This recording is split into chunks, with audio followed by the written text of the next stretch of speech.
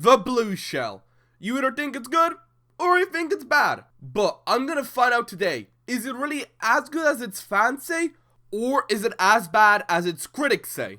Well, let's start with the pros and cons, but we'll start with the pros first. Increased speed while in the shell, increased swim speed, near invincibility while crouch, kill basically everything like Thwomps and Dry Bones, but you really shouldn't because Dry Bones is too epic. But now, for the cons. You basically lose all ability to control Mario in a platformer.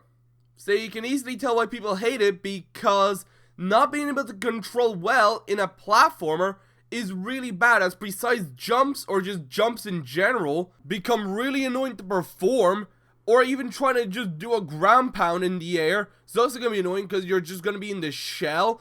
Hell, even going into the opposite directions a hassle because you have to stop and then try to move, which there will be some, sliding motion at the end.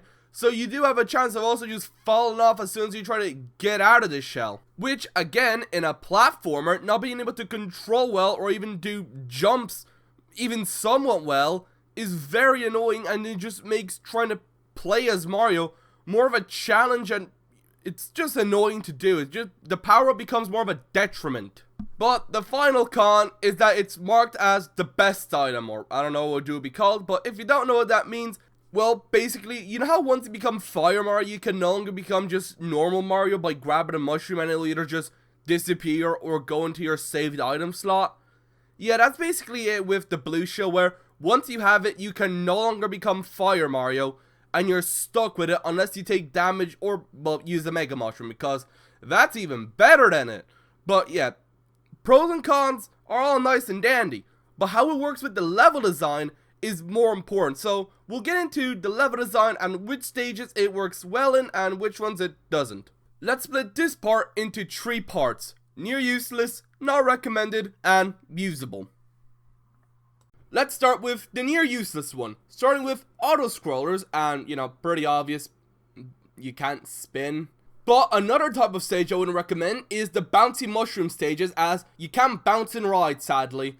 And the last one's tower levels, aka vertical levels, but tower levels sound much nicer. But yeah, in those types of stages, you're just using those little spring tornado things to get around, or you have very little room to actually do anything. So yeah, I wouldn't recommend it.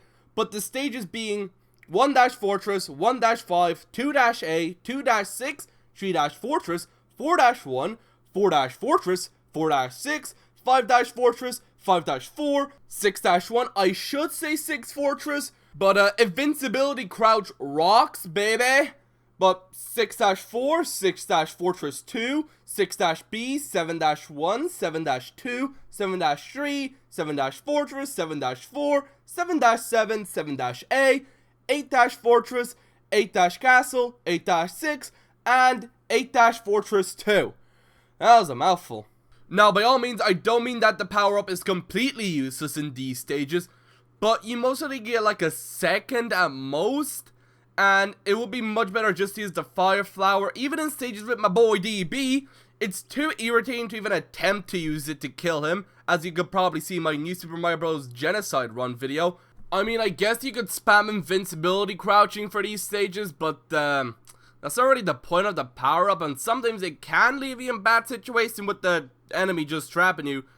Trust me, that's happened to me a lot. But let's just move on to now for the stages where I don't recommend it, but where you could get some use out of it. Like, I wouldn't recommend stages with a lot of platforming, mainly just the sky levels like 1-3 and 3-2. And lastly, a bit of a shocker, but water levels, as the Fire Flower is way better, as you can still kill shit underwater with the Fire Flower, and, it doesn't really just does more stuff than just swim faster. But one exception, Unagi levels. That's where this power-up fits way better because of the faster swimming, and you can get away from them much more easier, or just, avoid them. And screw it, for Unagi levels, I'm fully in support of the blue shell, and I highly recommend using the blue shell for Unagi levels. And for the rest of the stages, yeah, sure, go ahead. You should have less problems, or none at all. But keyword, less, as you're still using the blue shell, which discussed earlier makes Mario Controller going 120 on an ice road, aka very little control.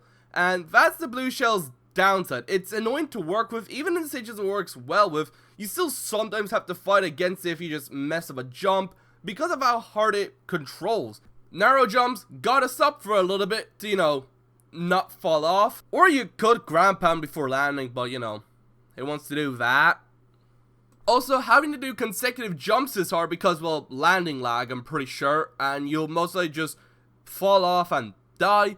Or you have to play slower by starting to move opposite direction mid-air, making you go slower, which seems like the opposite purpose of this power-up and just makes controlling Mario more clunky, as most of the time you're just used to holding forward and doing jumps. You're not really used to holding a button or just holding a direction and then having to stop, start turning the other direction, and then trying to do another jump, losing basically all of your speed. Now, there are levels where this power-up works well, or extremely well, of course, but that doesn't really make it better because you're still controlling Mario in the shell, aka still annoying as bounce, change directions, you need to get out of your shell, and just very annoying. And speaking of changing direction, this power-up is really bad for most star coins. Not really a point, but, you know, you're usually jumping or doing harder parkour to get to, you know, most of them, but, you know, not really a point, but still. And at the end, you're just left with the shell invincibility, which is lame. Useful, yes, but, you know, lame. But at least it has something to help you in stages where it performs worse in. But that leads to the question in the title and the thumbnail. Is the blue shell good? In my opinion, no. Well, it may have its benefits, and it's most certainly a very fun power-up to use. For actually playing the game and wanting to get through stages, it is not a good power-up. Again, it's fun to dick around and just fuck around with. But trying to get serious and actually play through the stages, the blue shell works more of a hindrance at most times because of it just anti-platforming, I guess you could call it, and it just being more of a nuisance to control Mario, having to clunkily play, or just play as you're not used to playing. So yeah, that's why I'm gonna consider the blue shell not a good power-up for playing the game. Fun to use? Yes. But as a power-up, it's mostly a detriment. But that's the end of the video. If you agree with what I said, like and subscribe, and if not, tell me why in the comments. And I'll see y'all later.